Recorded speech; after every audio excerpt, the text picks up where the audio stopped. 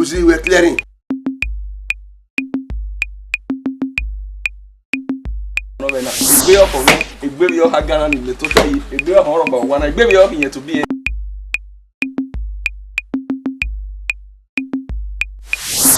If you want, our boy can only marry a can't keep there. I'm bellyful.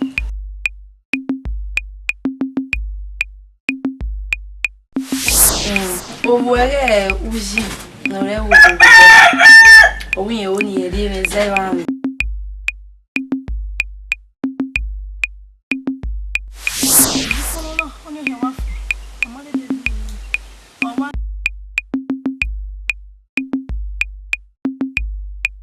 Oh, Yerumbo.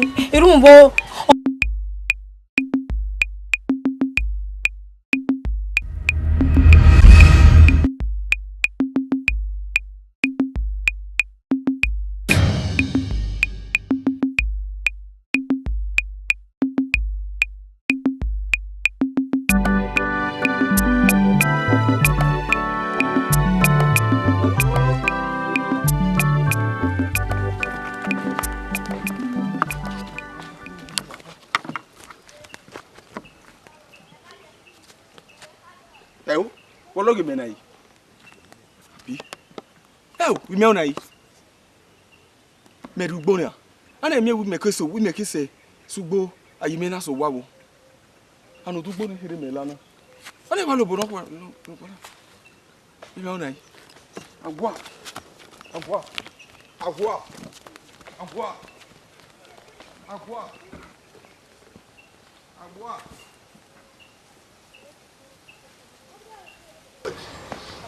Amen. Obi.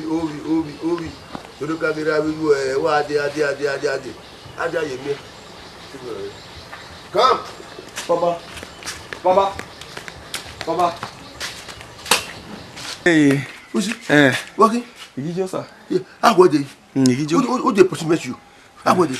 You go. Temperature. What's it? Hey, Mauna milk, so he was so the Bamina Fiame. But so Banny having the Hiana. Yeah, take what my to big queen. What do you? What do me? Hey, Modomie. I will make him a area. Huh? I will make it a boy. Hey, my banner. Where are you go? Hey, you bear me where you go when we care or Harry or the banner de Quare or we already banner where I receive any food or your daddy or Eako. How let Marua? Where are the proudness? Okay. Where are the proudness? Ah, say one more. I will. Okay. Okay, you're going to go. Understand? Eh, no, you met with me with a hero. I'm going to get an armor. Or you know, one. It's what we so bad. Connie. Temperature. You see, or high with your temperature too high. We are here. Well, nothing will just have for the kid. We are here. Where you kidding? Worry. Yeah, see. Papa's no worry. Temperature is too high. Baba Lao, Yeah, you not left. We are never about water temperature. It's too high. Oh, high. Or I will temperature less it.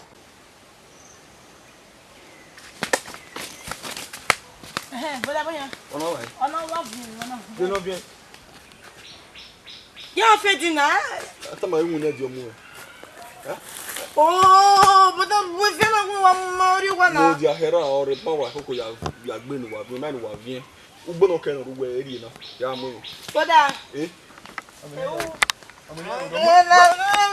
mo ja gun egbe baba re ba o gun e kire ni wa vie ma ugbo no pari na ya bi oh we se ba yo wa oro wa ore e de kaka egbo re ba oh me ye pa yo wa re ya fe ni wa mo le o yin yan mu gbonu gba odo me no mu gbonu hin amu odo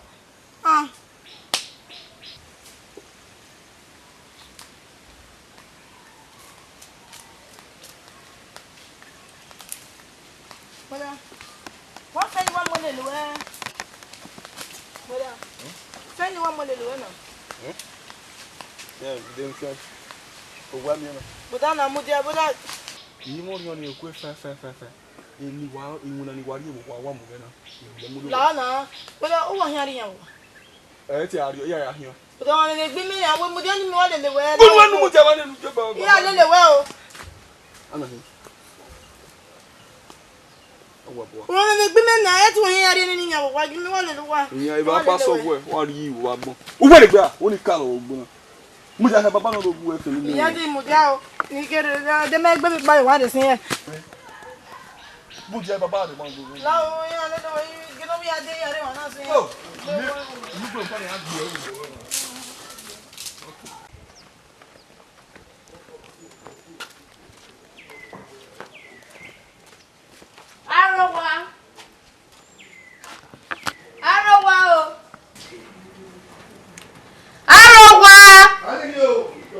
Baba Mendo.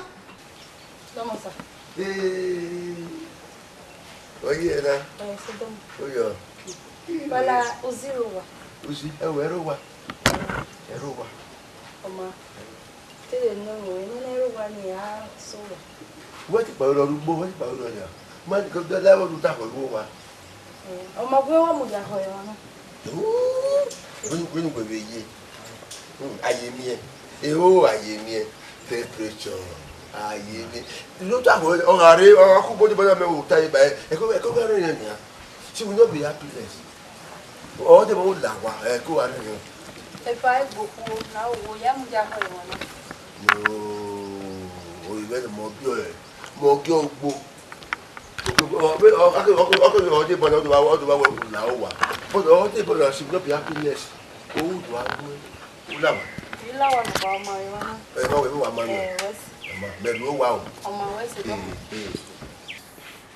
La rua.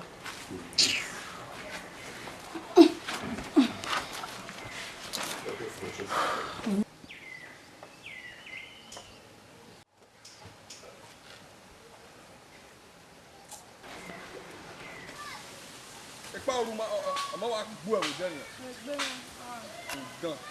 O wa gege pa wa du gbudi. O ya total for gbudi. O gbo na rugbo e no rugbo e do ni. Pa egu e jo. E ba wa ni mu ja kan yo gbo a. E baba mu da kan gbo o gbudi wonu ade. Gbo ro wa me, e gbo je wo ni ade. Ohun to mu ja kan rugbo di wi se he o mare. U pari obono ke de bo don nu ya ro. Emudu amudia ya gbudi wa u e ku total wa ke total yu wiru wa. E ko he me we kiri. E de ni ado gbo wa e baba. Ano. E gbo oku ado amudia he. We. Emme o. Why? Ya gba se ma dia baba wa get wa baba obo fo. Won ni ati wu. Ju wa ba. Ni amole lewe. O bo da ba gi me kian ni a. Ni amole lewe. Amen. Ino je. Yo kan do na ru pa yun we. Mo abi. Wa pa ya ka gbudu oku. E ti wa fe ti se ju. Ugbe o ke ro ma ti jo. Ru ya re bo do ra. Ru ya abe abiru ni ya bi o. Eh o. To ko gbudu. Mo pa ja lo lo ti do.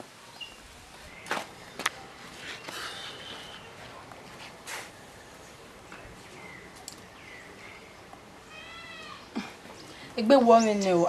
Wona hu mi. Amudia ho bia abeg kiri wa. Baba o. Baba egbe wo mi ni o ya so wa. Baba. Oi kwivia. Baba.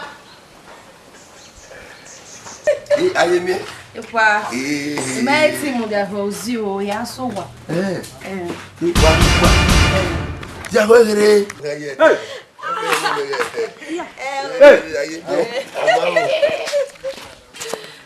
Uzi. Oye. Ayese. Urede. O gbe o te pe gere omo. Ope ni ke mu da he wesi. Baba. Ohi. Si amu da he wesi. Baba. No say si. Baba. Wo kini? Era me ufo. Usi. Era me ufo. Imade de nwa una waso no imade de blame you. What time skate mu wa dagba dey mi? Sister. What do I do wa dagba dey? Kena wa o ka ya o ke. Una de gbe gbe kwa we no wa no. Tu ni very we ba mo kokwa we ma mi e. De gbe try. Aye me ufo. Ayemi, era no fo. Adugbe baba. Baba. Wa gbe me. Wa true egbe me. Usi. What Baba, adugbe baba wa fo. Adugbe baba fo. Adugbe baba oge plutôt sous. Ogun gbera. Je vais ya. Ogun aussi. Voilà. Tiens baba. Anyway. Hey! Papa ni magbata. Itama we na we edenudi. Papa scap you. Na we mi wo wan sunu baba. Papa, wa we ge no e ko gba lade wana ko wala de wana agiye. Hey! Vous venez de voir sonner. Vous avez vu que Ayemi na Ayemi we kana. You know how not tell me ke go go. Hey,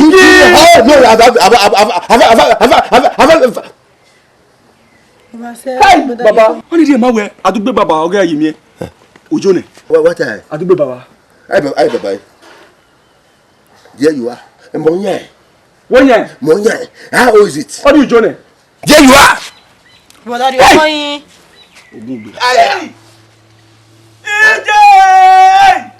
Ìjẹ́ wù dé òun dé ìwé kì. Ogun gbera. Ogun gbòó à. Wí mi kí Ayemi à. You know. Daddy! Oh God! What daddy wa? Ajá tó lè lu ẹ. Ọwọ́ tá a sún àwọn padà bá. Usi ọwọ́ yóò. Usi ọwọ́ yóò.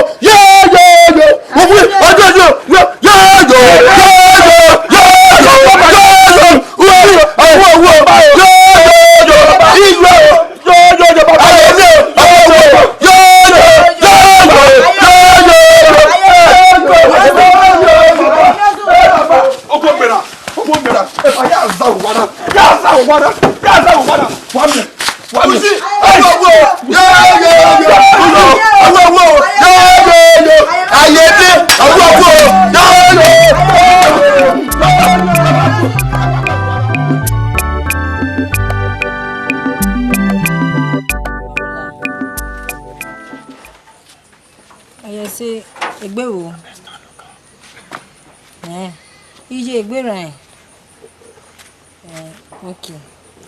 Ani. Okay, asemeno. Why you go mere ma? Ni munena. Hello. How that? Anyway, Ayemi. Wesi. Ya gbon ya ta yan wi wa Mose. Wesi. Oma. Ino ba mi. Ile phone. Nire ne. Oma ya ri ne Wesi. Oma. Bye bye. Undi ni pa. Hello. Ya ri no ba ge no. Ya send yo phone baba na. Você não, não acabei de ver. Okay. Bye.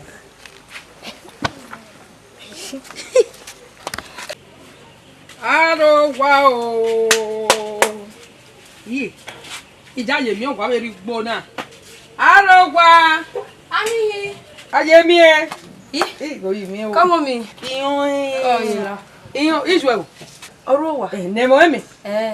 Osere bo ivi. Ariwo, arule agbebon dangun mi. Okay. Oga wege mi mudia. Won je me gbe.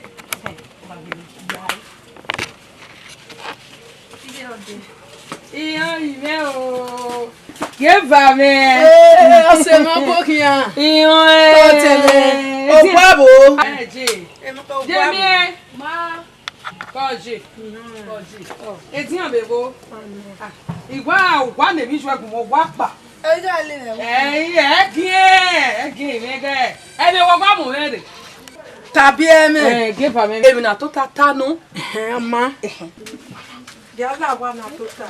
Iyo. Itegun ma lele me ile la re lu ta were ware. Ge sa me o. Iyo. Isa megwenu. Gboko. Egbo ge iye dane bo wa. Dajibi. Mami ni ya labo na. Uri emebe na go mo. Egbe ya yari mo ma lele mi ne bi e bo na ta iwe ni avin. Ma lele. Wese give am. E na be tena wi kuna. Ni ma e we kuna ina wo me kopa no na deko. No gba 30 sajo. Eno give am. Nwege o nwege uji. No re keze. Gba temo ege ya. He gave am otie me tebi ene na sun. Iga na he go me na kwa be si me vudu. When no wini ya je e bo do. He gave me wo ogwe nila oge ajemi ihan ya wa mi. Ni bagi na mi Unwe beka me we ga ujo re ya lagwa ya lobi e. Iyan be oge iyan bo ge va ege ivie iyan na se gbe ya ma ona swag vije. Iga wi egba no give am ba ge awe gbede kegbe. O ma ge gbe no ma odo lana. Baba na ni a agun ano ma je be me nunu o. No to boy gwa ze nunu Aye mi e ma ko imi umimi ya ni tadesin Ije yo no ma omure wese owo ere uji na re wo gogo owi e oni ere me zera mi enu diye mo egbe ya ri oku me mo egbe na ya ohun o da ore ma seyan ni le wo Erun samuwa igaga Osa wese guku ejo. Abi asame you get we bobe kuima. Then you be respect him. No give am. Wese give am. Aye bien. Wese ibe.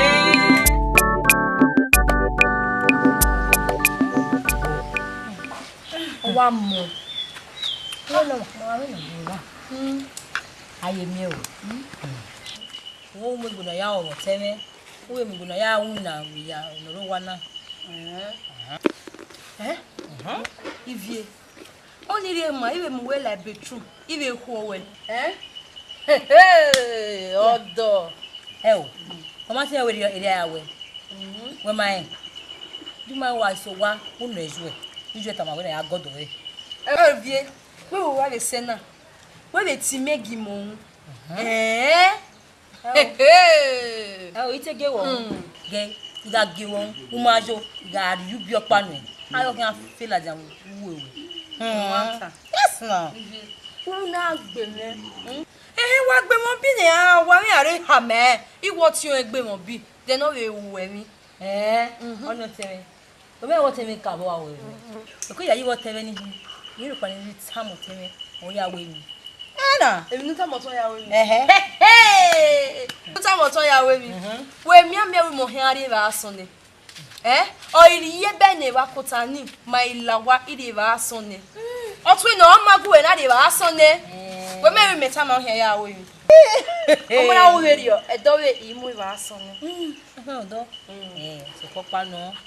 Egere o. Teve na desse ezo de maiva. Wo ya sezo o se makina. O ewe nya na ma. Enye ti sezo o.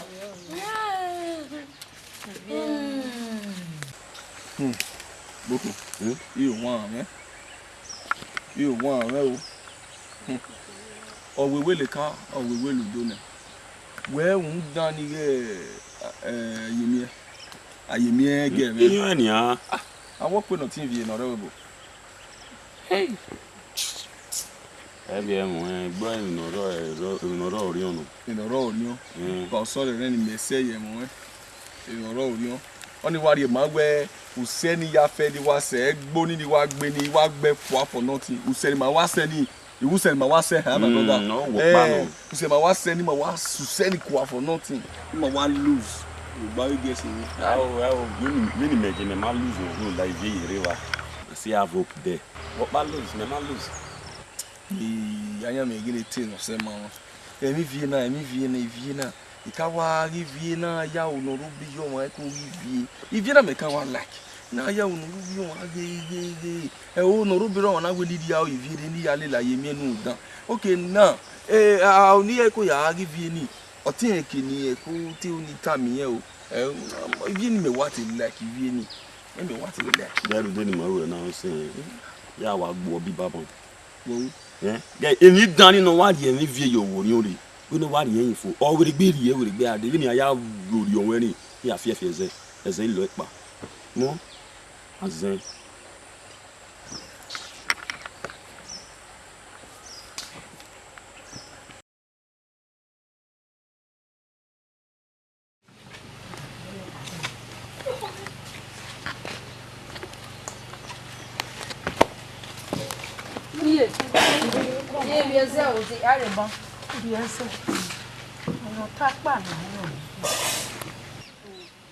Ni ano we iwi onu nu re na nu zena yo nu zena umiege no mano a Yo no mano me ma we foto ge le dolo ni ya we ma dere we o ma na ma e ba o agba ku ejo ma e o me be no ji he o si e na we no ije ku gba kere ma we ya gwa o ka le fieta mo le ni o ni re ni wa zera ni ya ga ro wi ya o ya ko livere fún ivere mo fún me o ma wo egwa ma e go pe nu pa fi aro o pe ni ma ke agbon ije kere do ta re dowo wi yen o we yen o ni re ni wa mama o salo bo anu bi e ma ni ise o mi me be mu eje run nu mi o desi no ri ma hu sere ije wi abi do ge ino mano ya kakabo Rasiwa owi yan rere ore ya we no do mi o no we mi etin ra re ni ya we gbare kun wa do o ni mu go yo mu o mu go yo ni den emi o we le le na re ora re do ika me ne gbo na mu go yo o ni mi o gele serious e ba mi ana agbiki abo owi yan rere mama Ideo.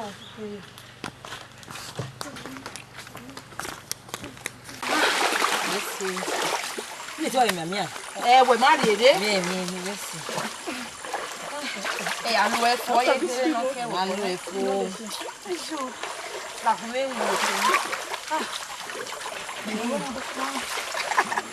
Sei já. O wa we.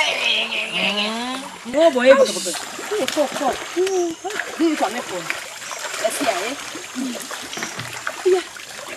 Akona wa la gbe. Na so wa we na ye kan.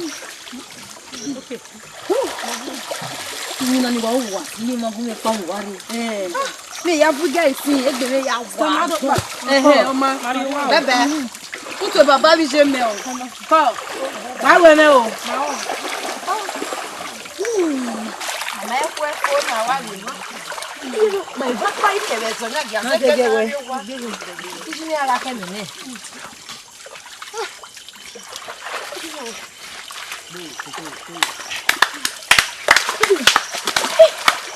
Why name Boko. Eze. Uzi, uwa wi. Boko. Enya. me won pon na Omo iko to. eri wa hia Egan wa mo are bojo, egan mo bojo. eri wa hia wa are ma na peri wa se na me na you nu gbono ki ya yin wo ma ko yo me Boko uzi la wo. Uponu wa dai ni ma hia jo la. hey ben me to Men we na megbe. Egan. Won mo bojo. eri wa hia ya banwa la tian le na Gime. Uzi lawo wona. Ge eze ikoko won di ma ko nenu na gibe. wewo ikwe me mo le ko ni me Eze ya eru de no tse na rewe bono. Okay, oma uzi Boko. Ma kwene ma de tuwa. Ma kwe wa ko ni ma Anyone. Now you are talking. Eni ya hunu me won du hu. I want no guy mo kista anyone ma mu nu wa. This Sapio. Eze na hin ma eruge. me pa no sunu ni ni magele yan man baby are you me baby Ladian do kiss me Ivy. do kiss me moment de Come on. Okay, Boko. We me heti la javeni na ma bi ma banwa la. Okay. We no here na. Ta me poko ne poko ton me na do kisu we. Magba. Ton e wo won. Ton e ka no ke ga kisu ne. Me ton. Oh yeah. Poko, who you to me did me do kisu we. What no? You not ton. Ya ton ni. Ton di na. O re la dian ire kisu o me o we la dian. Yeah, pa we ton no me ke kisu. We magba. We ton. Na David. Uzi. Okay, no sunu na. Whatever what ton. Whatever ton. Na la do kisu wa. Wa bi ko yo to. Bi ko yo to. Ewo. Oku ekeke eja kon. De no. Na ton. Gege. Ton. O ma ton ba na do me yan loki. Yan do. Ma liye ke la jama do kisu wa o da. Okay no. Makwe. We ton. Wo papa. Ya ton wa ba won. Ton ni do ton ni. Azeri o move abole.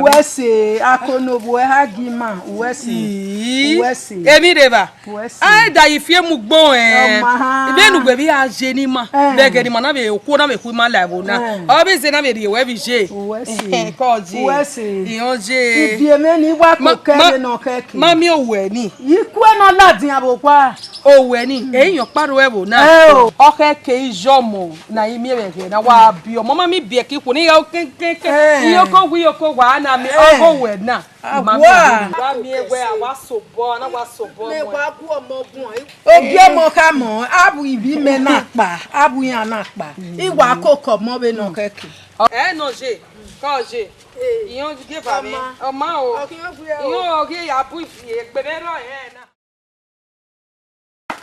Ye u na we fu ne o. Oh. Ko ibi. Wa gogo. Gogo kere no da me bo ma bere no se amo pa idova. Yo ni se ma re bana. Ko ibi eso ya no wa ro wa na. Wo pa we yo iwa ba lo. Ye ri je wo ri. Ya. La mami oga kwo kan se a le aton o se we gaje mi wa wo ya ti ere mu na no ikena odo de ba wewe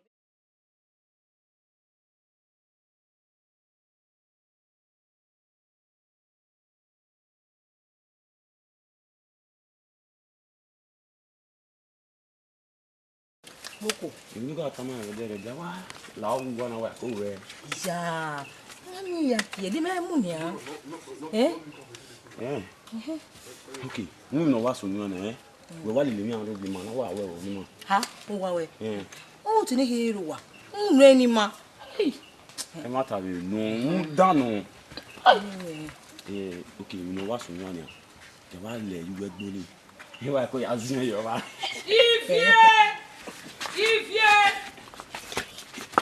Ifie! Ma! Darega merogwa! Ma yede. Darega merogwa! Yede.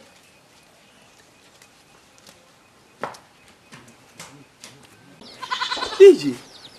Emi na wa no we ma we ba na hina. Ata ma we do pa we we ase mo bo kekan ijayi. Eyo no na o segeri. Yeah. So we bo na o no we ni o me no we ni Iwa o bona me e po bo Mariana. E po bo Mariana o. Si one. Iwe. Mewe. Ogunpa no ira ga disturb me. O wa toast me. O mari British space me. O se no na ekoyo we kedera de. Me wa bi eri me ni e bari adanu ndanu e yemi o. Ijaje de ori ni wa wira me gba aladen wo wa na ri bola wo na gie ya yo mari bo kan we de o ma o. God forbid. Solomon me wa me down. Ha? where the bokane. This one we got muja here we mommy no ni aka me here. But you don't know require la mo na agun me go. O se una atem skirt mu we do ro. Na ti o to wa ja dugbe baba na. Oh, you me salubi jo ahunda ma trust me. Ule lo se here ma trust eh. Sorry. Ubi ni o ma ba lo me wa re ni me. Gbale na ari o ka una bi. Ubi we eri yawe una ko we na si. O ma ba lo e bese. O ma ba lo me o. O ma ba lo na. We pa mo. Na ba lo me o. Ba lo me o.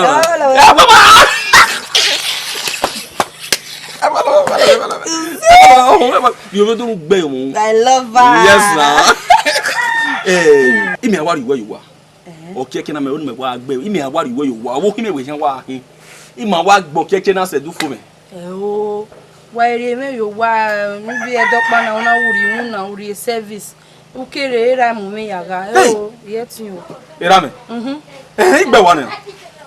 Deri mo jansi do bono hianze gugbe so we makwe ime igbewa ugberawa God forbid wa hian gugberawa o ga me ma gbera eri me gbe igbera me igbewa even ti me ne here ne so e ti gbewa unda we na ha igbewa na uzi igbewa yen eva wulokuwa so that do mi ewe mo pare mo iragbon na idori ewe ma ewe do fun gbe oni mi ni we killer squad we iye ti gbele wa kan we ti me class club o ma yari enwo wa yari iyo irema oh o fo ti pi mi o fo afo me o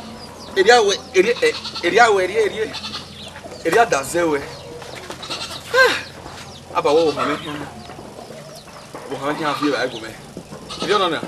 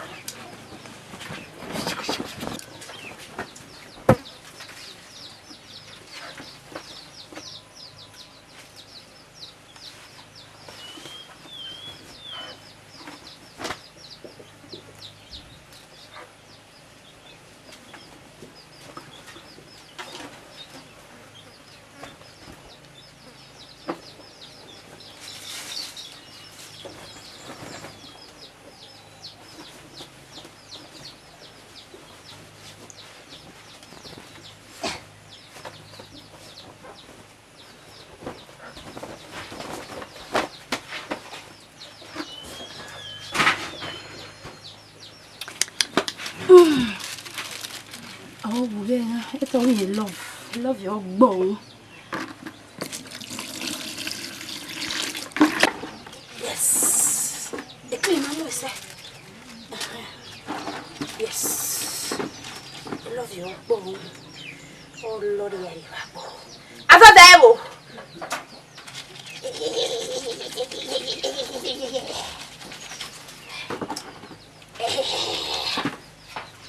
Yes.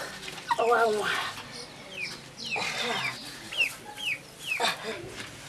yes.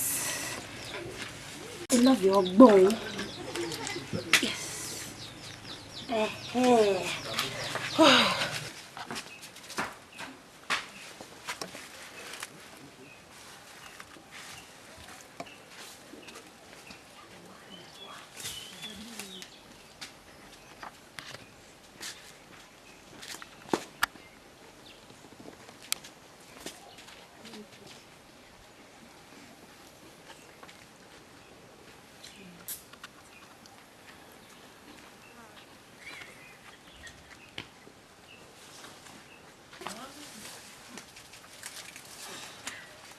Boko! Ma! Ọmọ ni mo pa me. Yo bo te ko gbe. Hey! Hey! Ade wazwa. Yes, ya pale. Because why about our working? Aso do ma me go gbe. Oga what ya ka tell me. Kí bàtà yo fe na o we pa pa o ni. Owo gba ya kwa. Wa zaga. What woman about our message? Oh. Uzi baby. Uzi sugar. Come here again. My sugar boy. Oh. But wait, Sha. Yeah, I love you too. I love you. Uzi. Uzi. S-U-M-I-R. Uzi. Yegu yewani reno me na ele avie kwe. Ofilole lwe. Uzi.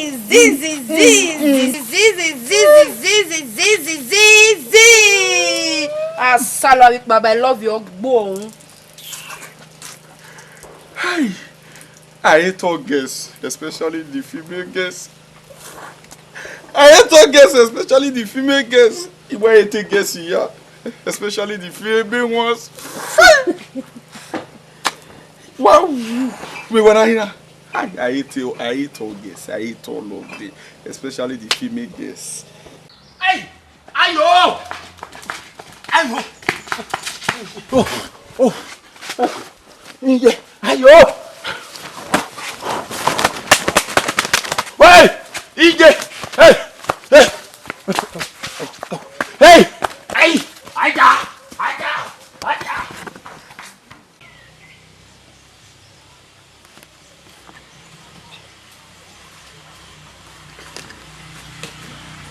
Brother, what's wrong? Siwa sa memi yakwe. Sa memi yakwe. Amekiro wa me phone wa brother. Hey! Ye what's wrong working? Yivie ya ye nyame yivie ye nyame sa memi yakwe la. Tama we brother, mi fe na magwe yazi. Tama we mi fe na agwe. Ebe, you odun wa. Amero wa ari eze do akwe, ari eze brother. Tama we. Siwa sa memi. Hey!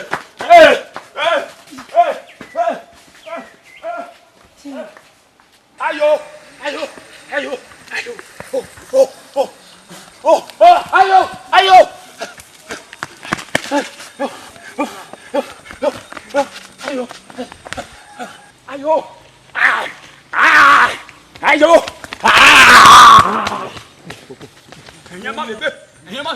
Aya! Oh! Aja! Oh! Aja! Ai! Oh no!